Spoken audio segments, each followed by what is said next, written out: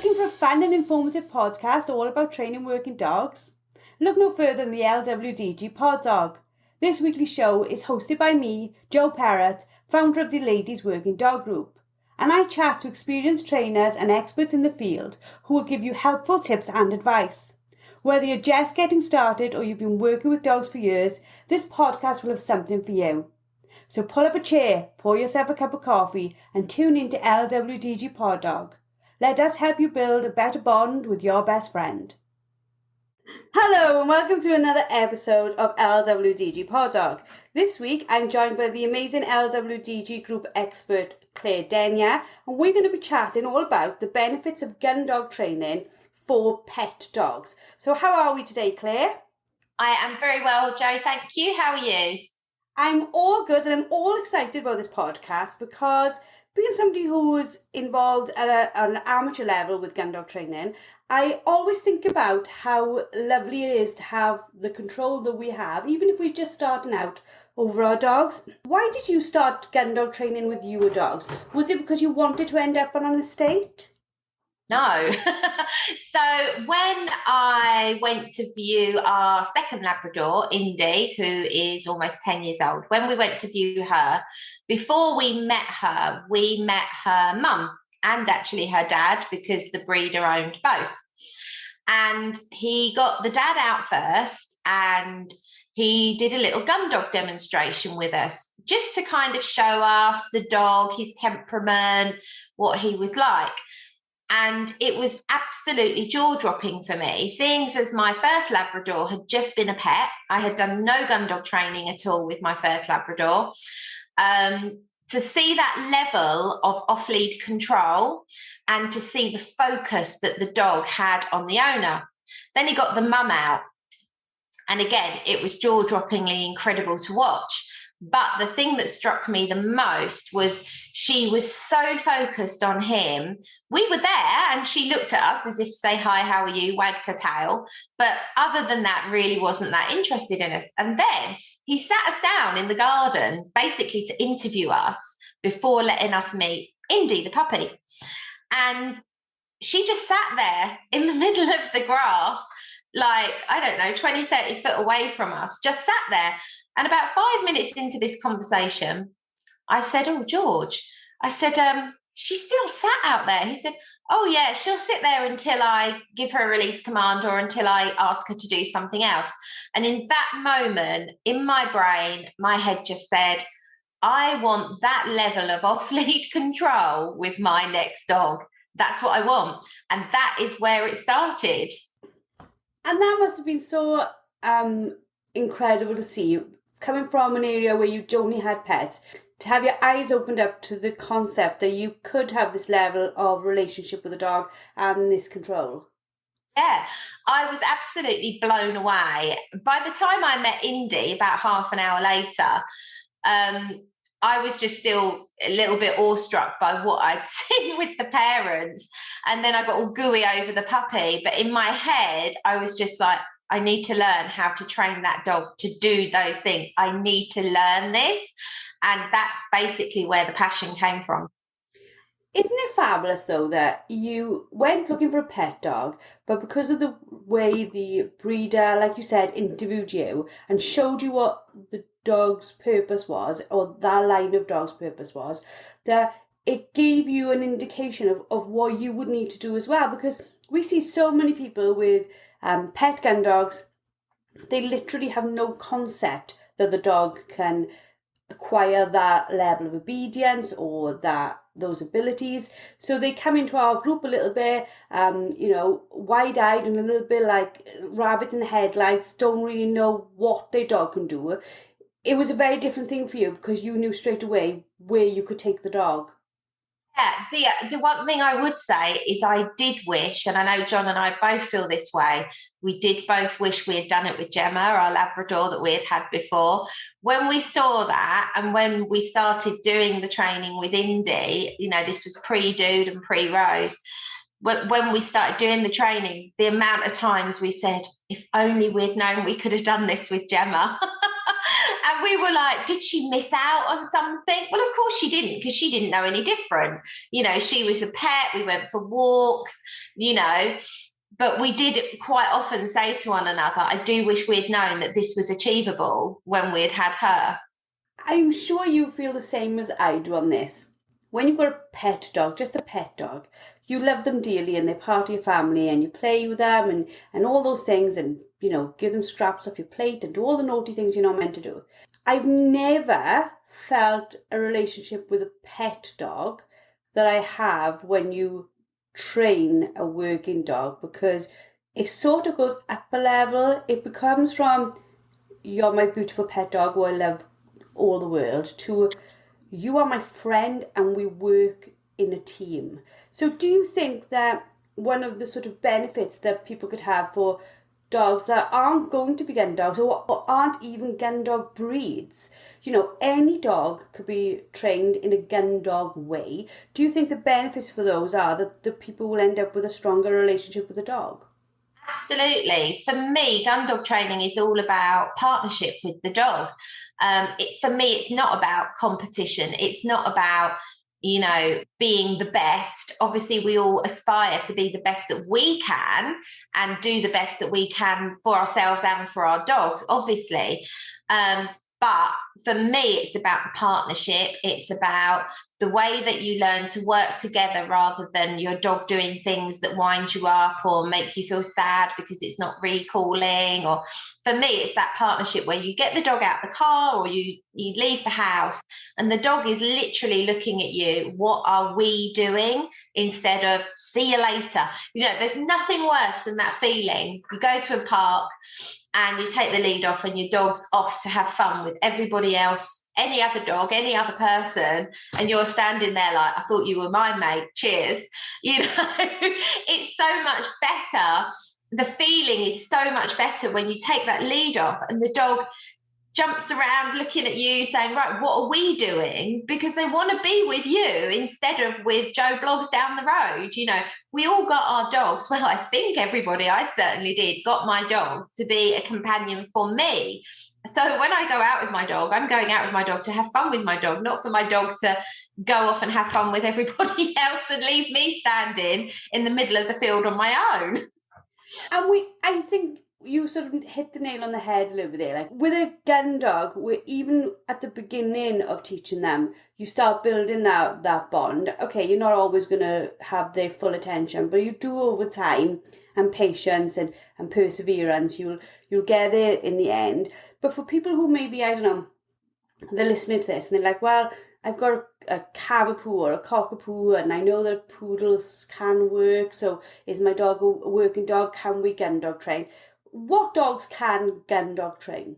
So any breed of dog can gun dog train. Now, obviously, some breeds may not be as natural and instinctual as other breeds at certain elements like the hunting or the retrieving. They might have different ways of doing it, but it doesn't mean you can't use the skill sets. So if you look at the skill sets that we teach a gun dog, retrieving, recall is in there, stop whistle, directional work, hunting games to find things. So you look at all those skill sets, and most dogs of any breed will enjoy some, if not all of them. Now, I have all sorts of breeds train with me in gun dog training. I have collies. I have had husky crosses train with me, and they enjoy it. Yes, they may not be as instinctual and it may not come as naturally to every breed, but once they learn that it's a really fun skill and it's something that they're involved with the owner, the light bulb comes on and they start to enjoy it. So, for example, one of the collies that used to be in one of my gun dog classes, when it went out on the retrieve, and this dog had the most incredible delivery of the dummy, but when it went out on the retrieve, because of the collie instinct in it, it would run out on the retrieve and then slow down and stalk the dummy, then jump on the dummy and then retrieve it, bring it back. Nice sitting, beautiful delivery. Now, that's the collie instinct coming out in the dog. It's stalking the dummy. So that's a natural thing that's there. So am I going to get hung up on that as a trainer and go, oh, well, you know, he can't do the retrieving because he stalks the dummy? Of course not. You know, the owner was doing it for fun. So did it matter to her? No, she was just learning a new skill to enjoy with her dog. So, you know, any breed really can learn to really enjoy the gun dog skills. And most of them, once they get the hang of retrieving, you know, it's a lovely skill to have to take on your dog walks, you know, to be able to take something in your pocket, do some retrieving, get your dog to find it. It's just great fun.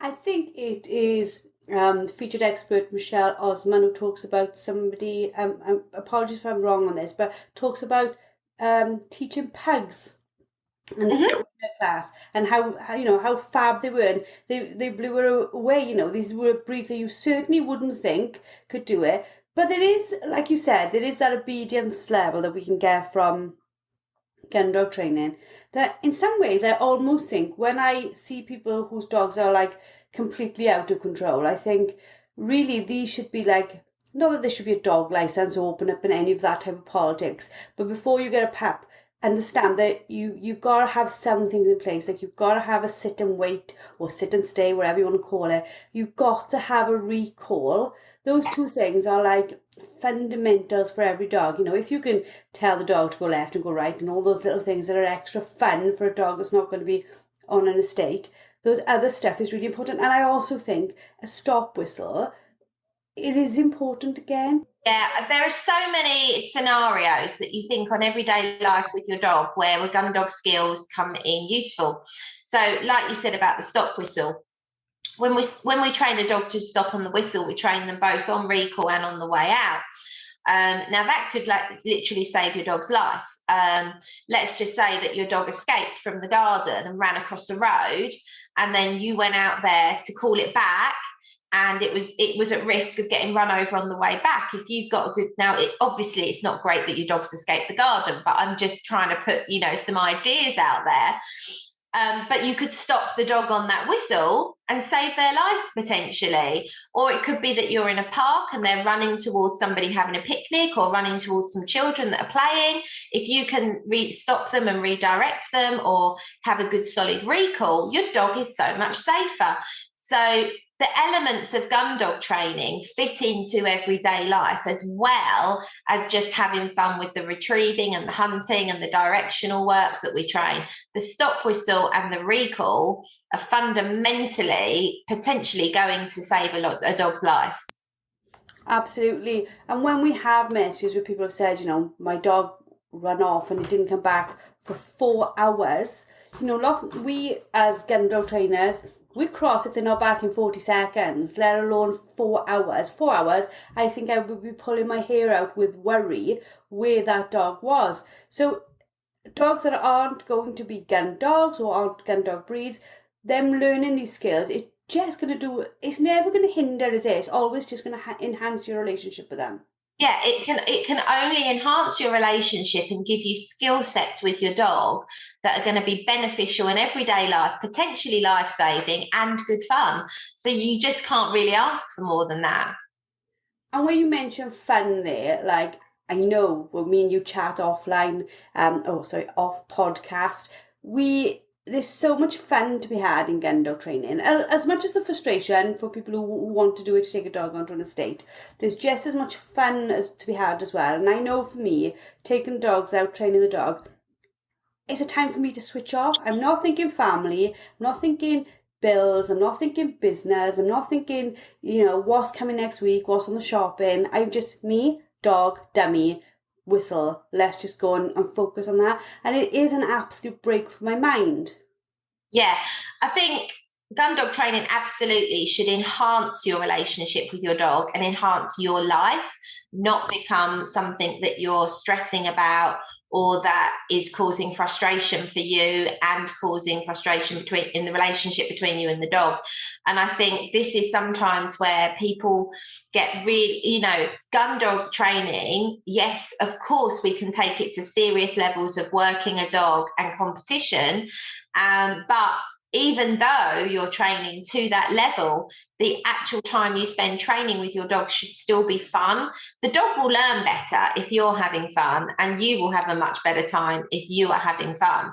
And, if you maybe are having a day where you're not having the best day and maybe you're a little bit stressed, don't try and train the dog. Just go for a nice walk with the dog. Take a bit of pressure off of yourself, because the minute you start putting that pressure on yourself and on your dog to be perfect, and you forget about having fun with the dog, well, you're going to lose the enjoyment of what gun dog training really should be all about.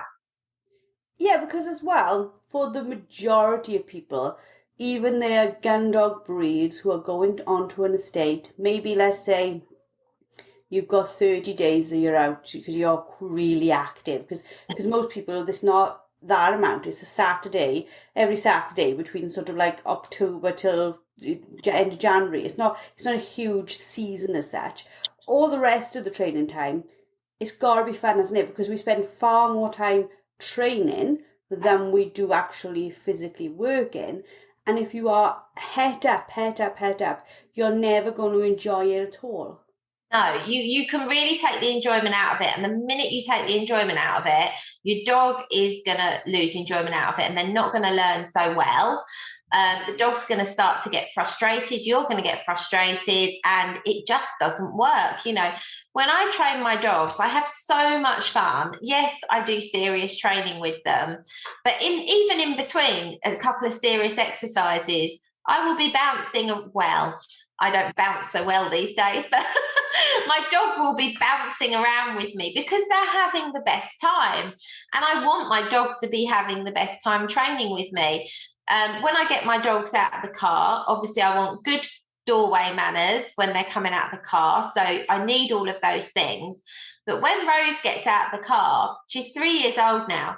She gets out, she waits her turn, she gets out, and then she's bouncing around my feet, literally like, what are we doing? She's not thinking in her head, oh, I need to get as far away from you as possible to have my fun.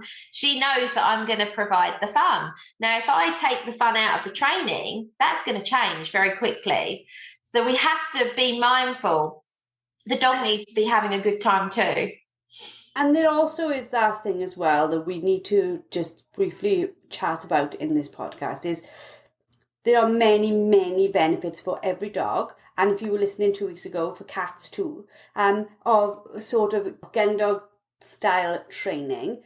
But gun dog training is not behavioural adaptation or behavioural problem solving, is it? No, so this is something we come across quite commonly. So when people sign up for gun dog training, there are some fundamental foundational skills that the dog needs to have to be able to do the gun dog training. So it does, as you touched on earlier, the dog does need to have the ability to walk nicely to heel on a loose lead. It doesn't have to be perfect because it's part of the training, but there needs to be some foundational work there. The dog needs to have a relatively reliable recall. Again, we build on the recall in the gun dog training, but we can't have a dog that is 7-8 months old come into a gun dog class that's absconding. So there has to be a little bit of foundational work there. There needs to be a little bit of the ability to do a short sit and stay so that we have something foundational to build our steadiness upon. So there are foundational things that we would teach in puppy classes or puppy one-to-ones to prepare a dog for gun dog training. So when we get a phone call from somebody, let's say with a year-old dog or an 18-month-old dog that has no foundational skills for whatever reason, maybe, absconds, doesn't recall, maybe it pulls like a freight train on the lead, all of these things, maybe it's a little bit rude, doesn't have very good manners. Gun dog training isn't going to miraculously cure those problems, okay? It's not something that can fix behavioural problems because you need some foundational skills in there to be able to do gun dog skills.